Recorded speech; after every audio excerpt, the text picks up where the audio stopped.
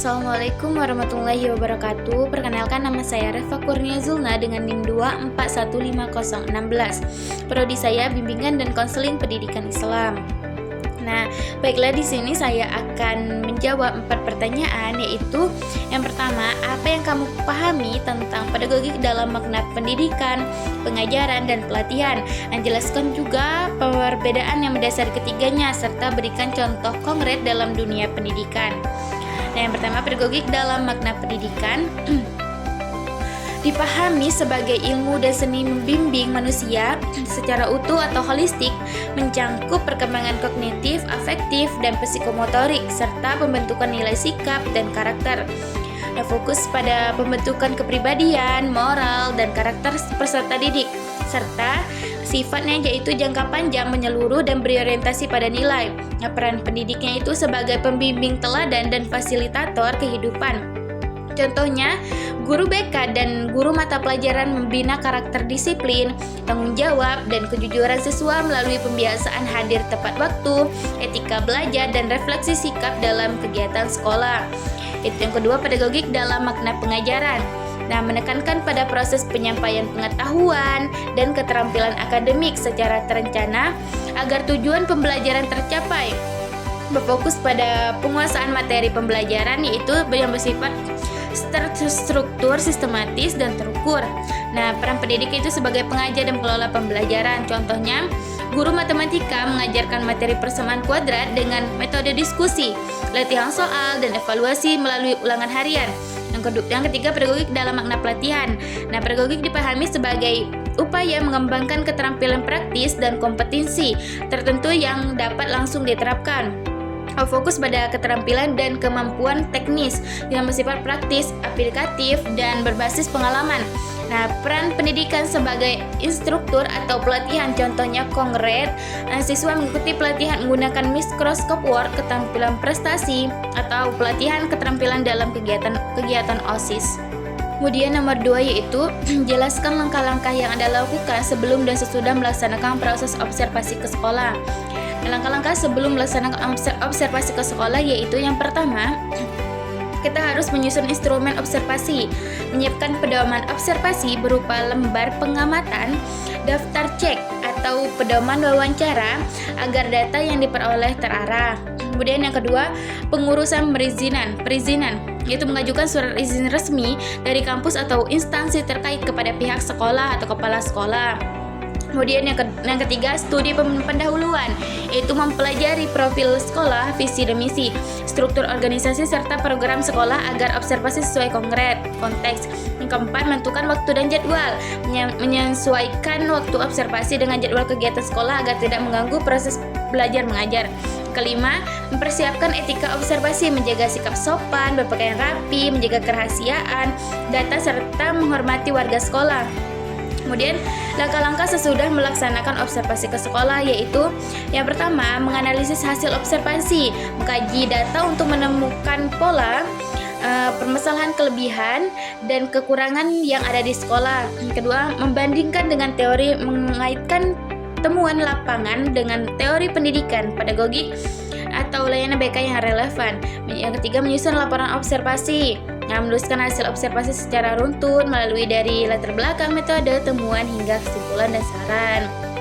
Kemudian yang keempat, menyampaikan ucapan terima kasih, mengucapkan terima kasih secara langsung atau tertulis kepada pihak sekolah sebagai bentuk etika akademik. Yang kelima, menyusun rekomendasi atau tindak lanjut, memberikan saran perbaikan atau rencana tindak lanjut berdasarkan hasil observasi. Kemudian nomor 3, yaitu berikan contoh nyata hubungan antara psikologi dan religi dengan perkembangan peserta didik dalam pedagogik.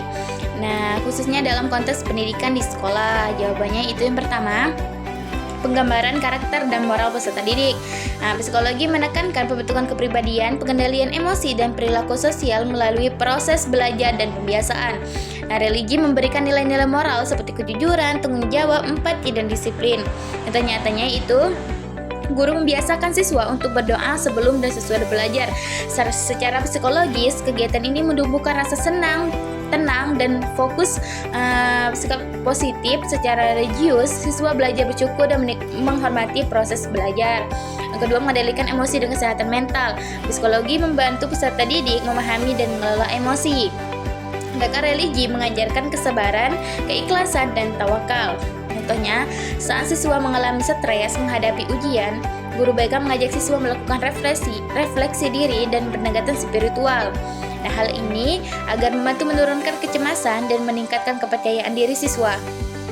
Yang ketiga, pembentukan motivasi belajar. Psikologi pendidikan menjelaskan motivasi intrinsik dan ekstrinsik. Nah, religi menekankan keyakinan bahwa belajar adalah ibadah dan kewajiban. Contoh nyatanya, guru mengaitkan tujuan belajar dengan nilai agama seperti menuntut ilmu sebagai amal. Secara psikologis, siswa termotivasi karena belajar memiliki makna. Secara religius, siswa merasa bertanggung jawab secara spiritual.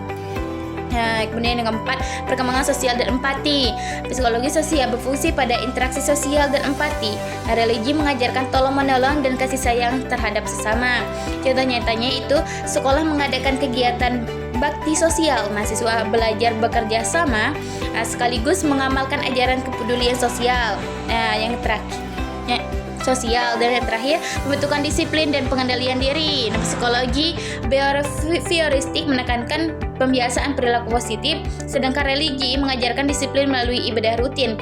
Ya, contohnya itu kegiatan sholat berjamaah di sekolah, melatih ketepatan waktu dan kedisiplinan siswa yang berdampak positif pada perilaku belajar di kelas. Kemudian soal yang terakhir itu berikan contoh hal-hal yang harus dilakukan pengajar BK ketika melaksanakan evaluasi pembelajaran atau layanan BK di kelas. Nah, yang pertama, menetapkan tujuan evaluasi pengajar BK. Harus menentukan apa yang ingin dievaluasi, misalnya pemahaman siswa tentang materi, disiplin, tanggung jawab, kontrol emosi. Nah, perubahannya sikap dan perilaku siswa, keaktifan dan partisipasi siswa dalam layanan, menyesuaikan tujuan evaluasi dengan tujuan layanan BK yang telah direncanakan. Contohnya yaitu menilai sejauh mana siswa kelas 9 memahami pentingnya disiplin belajar setelah layanan klasikal. Yang kedua, menyusun indikator. Keberhasilan pengajar BK merumuskan indikator yang jelas dan terukur seperti siswa mampu menjelaskan kembali materi, siswa menunjukkan sikap positif, siswa mampu menerapkan nilai karakter dalam kehidupan sehari-hari. Nah, contohnya yaitu 80% siswa hadir tepat waktu dan aktif mengikuti layanan BK. Yang ketiga, memilih teknik dan instrumen evaluasi pengajar BK dalam dapat menggunakan yaitu angket atau kuesioner. Nah, yang kedua, observasi. Yang ketiga, refleksi diri siswa. Yang keempat,